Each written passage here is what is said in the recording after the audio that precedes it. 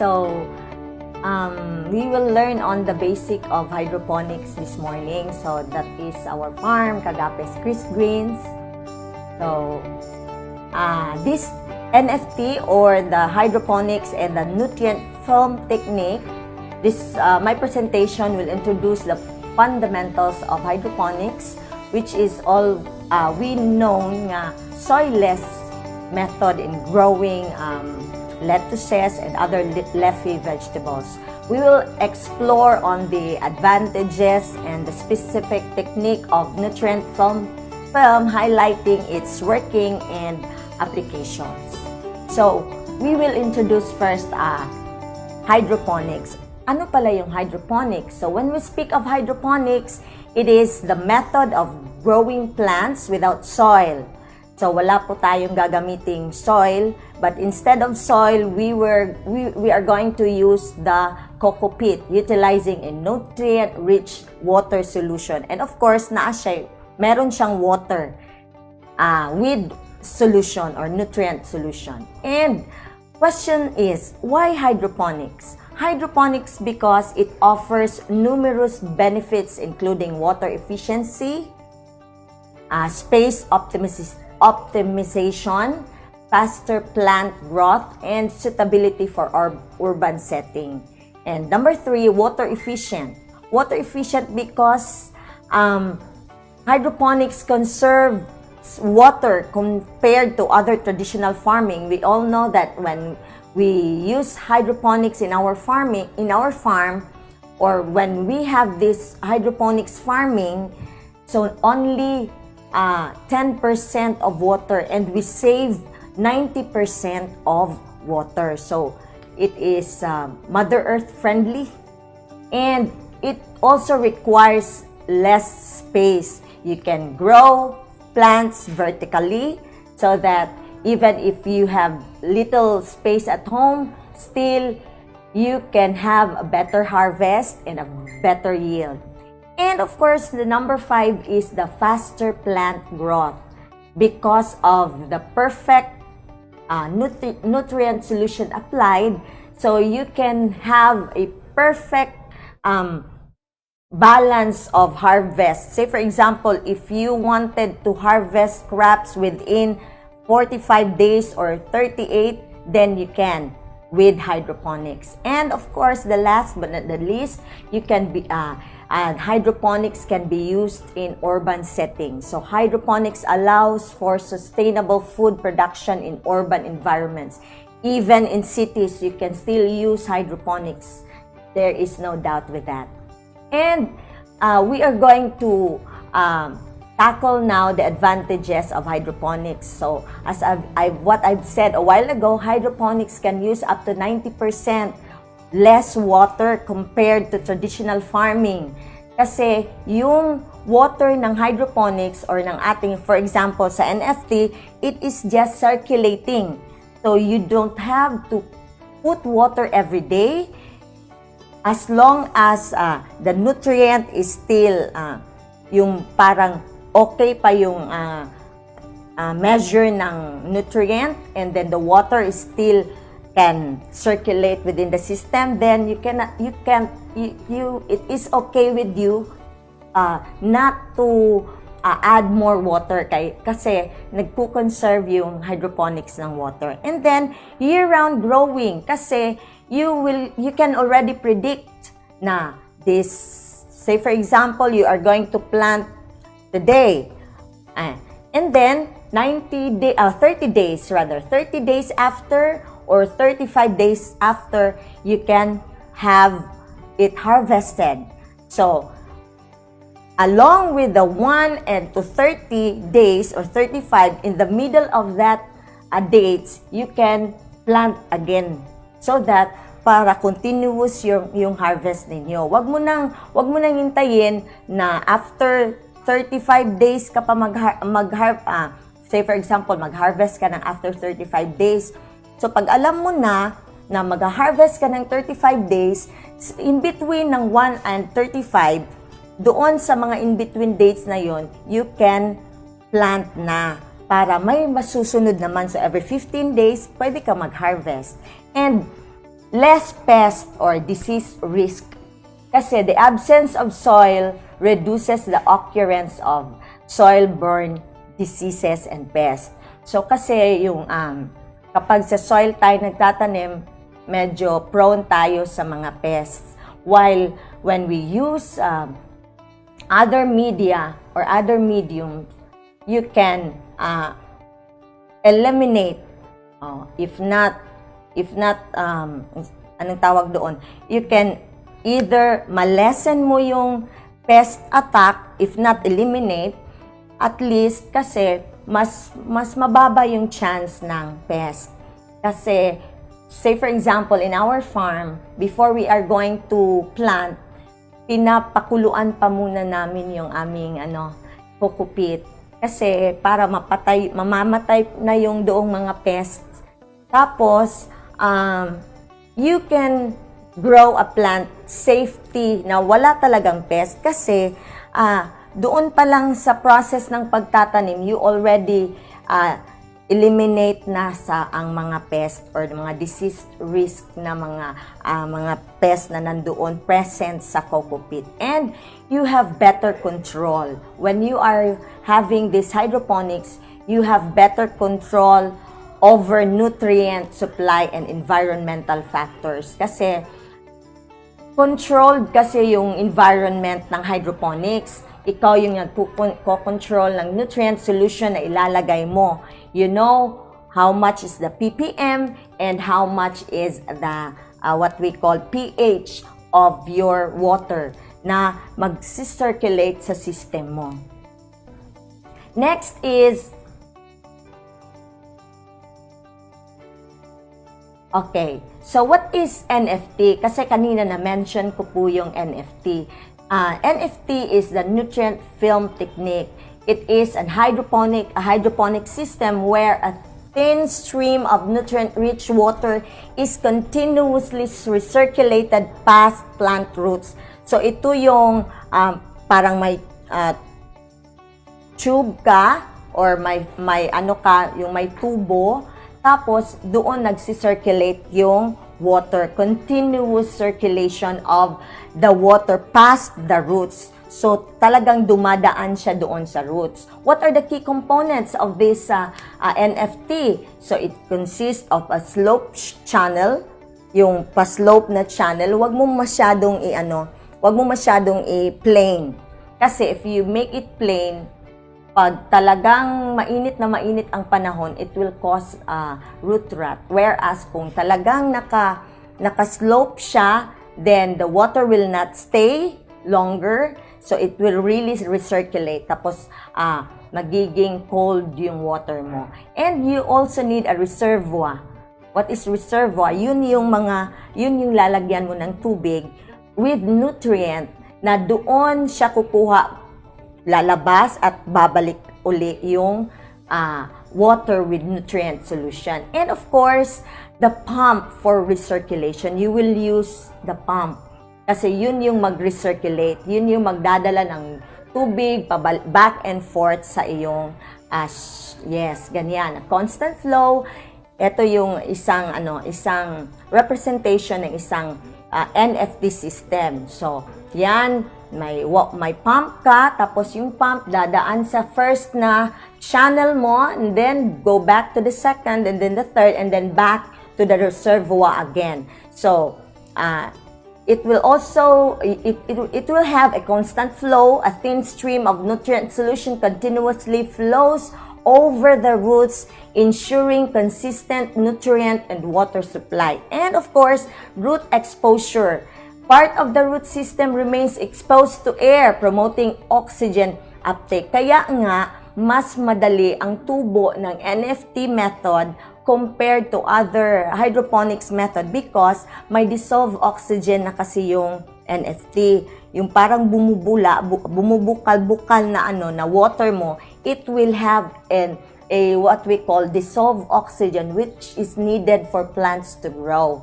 So, yan yung pinaka-importante. Yan yung nakakadala ng bida ng NFT.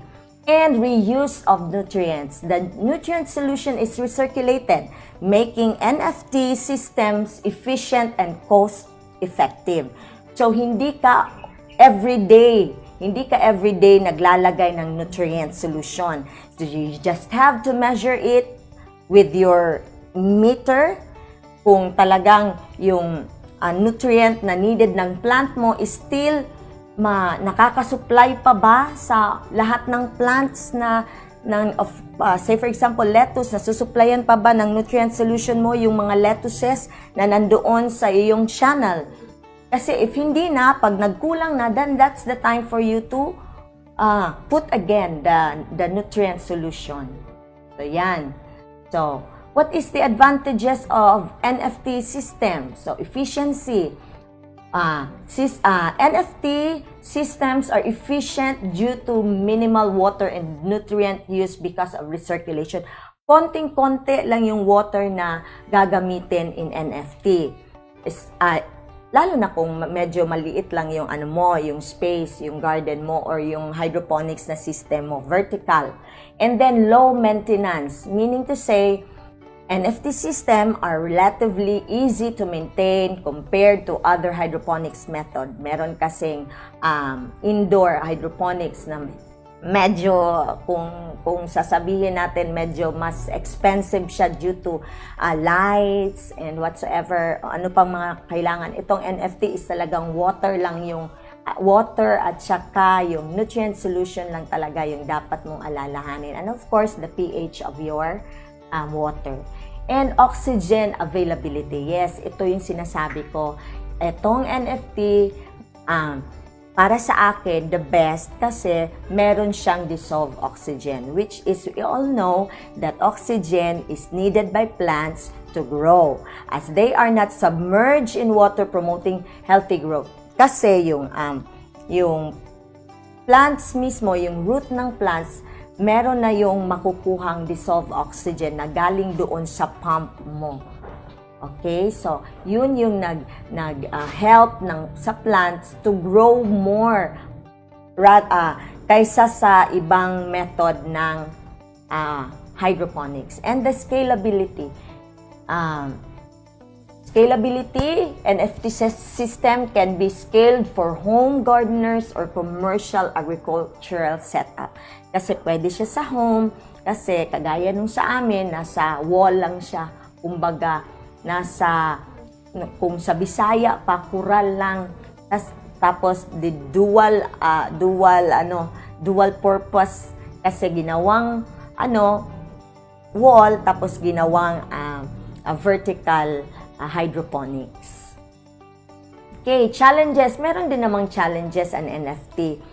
You have this pump dependency. Of course, kasi kung walang pump, the operation of course will fail. Kasi the roots will dry up rapidly.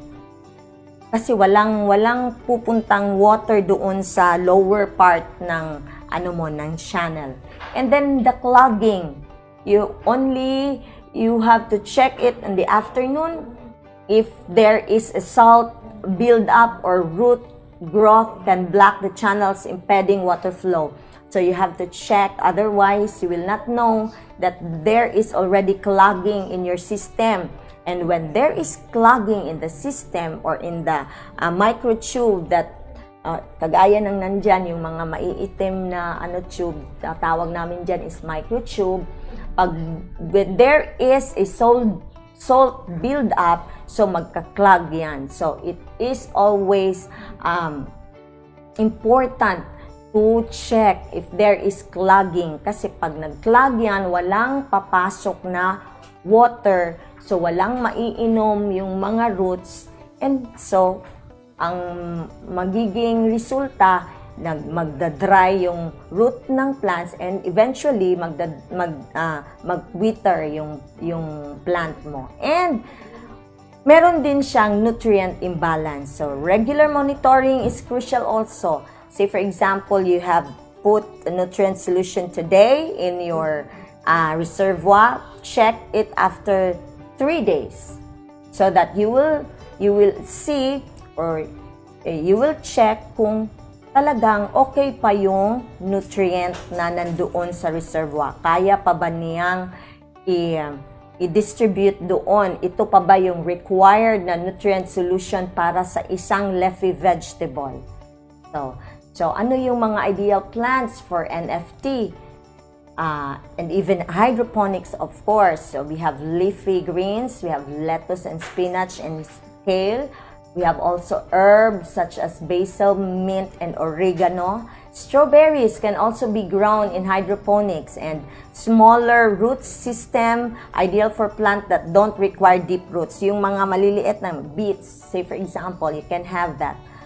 And ang required nutrient solution lang nag-iiba kapag fruit-bearing na yung fruit-bearing na yung tinatanim mo sa iyong hydroponics. And these are ito yung mga kinakailangan mo na mga machine, small type of machine for your hydroponic system. You need to have the TDS and EC meter. So, and you have also the pH meter. So, yung pH meter, you need to calibrate it before using. Yung TDS and EC, no need. And the nutrient requirement for leafy vegetables, because kami, yung sa amin, we are only planting leafy vegetables such as lettuce. So, you only need 600 to 800 parts per million na nutrient solution na ilalagay mo doon sa water. Then you need to check it with your meter. Pag naging 600 to 800, then that's okay. Tutubo na yung tanim mo. You can harvest it generously. And you need to have this what we call pH meter. So, if you have this pH meter, you calibrate it, and when you measure your water in the reservoir, you need to have the pH of 5.5 to 6.1. Okay, so wag mo na pong palampasin yon kasi it will have a negative effect also to your plant. So, dito tayo sa costing. Say, for example, marami kayong pera. Okay, marami kayong pera. You have 100,000 or less, or maybe 55,000. Then you can have this way. You have the materials. You need to have tubular. Say, for example, you have 5 pieces. And 1x2 frame. Your area would be 25 feet by 11 feet. Okay, yung taas niya is 25 and yung length niya is, yung lapad niya is 11. So, you need these materials for you to begin. You need 2x2 tubular that is for posting. You have 5 pieces. 1x2 for frame, 17 pieces. So, 1x1, 10 pieces, and 1 1/2 angle bar, you need 2 pieces. Wall angle, you have 11 pieces, and the net, you have 50 meters, and the downspouts, you need, I guess, you need 40 pieces. And the water pump, you can have just that 69 watts, the drum for your reservoir, and the PVC pipes. You include also there the, what we call yung pang-atip mo. Please include that one. And then, the estimate materials will cost 45,000 and the labor is 8,000. So, you have a total of 53,000 pesos. That is only an estimate po. Now, let's go to our ROI kung makakapagbalik ba tayo ng ating puhunan sa ating nagasto na sa ating nagastos na 53,000 pesos. You have in your 40 pieces downspouts, you will have 480 lettuce heads po. So, say for example, in the electricity, you have, this is per harvest. Electricity, you have 132. Inano ko na po yan, parang binudget ko na po yan according to the price in the market, as well as this, what we call coco peat, you have 150. The nutrient solution, you have 850. But if you are already master in hydroponics, you can have your own nutrient solution na mas mura. And you have your seeds, so 960. styro cups, you have 460. So, you have a total of 2,552. Now, 2,552 po divided by 480, which is your lettuce heads. So, magiging 5.31. 5.31. So, 480 lettuce heads times 5.31. So, magiging 2,549 yung operating cost mo per harvest. 480, again, 480, say for example, ang price ng lettuce mo in the market is 30 pesos. Sa 30 pesos, parang, ano na yon? Yun na yung pinakamura. Kasi sa amin, minsan 35 pesos yung talagang each ng. Pero pinakonte ko lang para hindi naman tayo masyadong, dahan-dahan lang natin pagkuha sa ROI. Say for example, 480 lettuce heads times 30. Kasi 30 yung bilihan sa market. So, you will have 14,400 ang iyong bali, pag sold out na yung lettuce mo. Minus mo yun doon yung operating cost mo, which is 2,500. So, you will have a net of 11,855. Now, 11,855.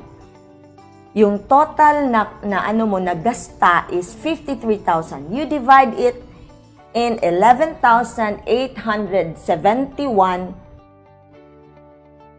okay, is equal to 4.46. So, yung 4.46, meaning to say, 4 to 5 harvest mo is makakapag-ROI ka na. So, sa 4 to 5 harvest, say for example, kung medyo masipag ka, sa isang buwan, kadalawa ka mag-harvest, so, in 2 to 3 months, you can have your return of investment.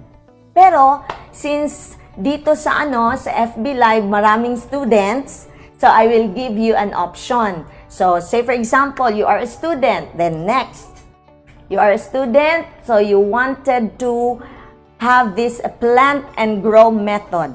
Next na po tayo. So, okay, ito yung Kratky method. Kasi estudyante ka pa, marami dito nanonood sa atin ng mga students po. So, ito po, para sa inyo po to. So, you have this plant and forget method. So, the Kratky method, yun po yung mga boxes na nasa lower portion, yun yung tuna boxes. So, yan po yung tinatawag na Kratky method. So, sa yan na tuna boxes, you need 30 liters. 30 liters of water. And then, sa 30 liters of water, you need 2 ml solutions of A and B na nutrient solution po. Say, for example, you need tuna box that is 550 pesos. Mahal na po yan, yung 550 pesos na tuna box. Isa lang po yan.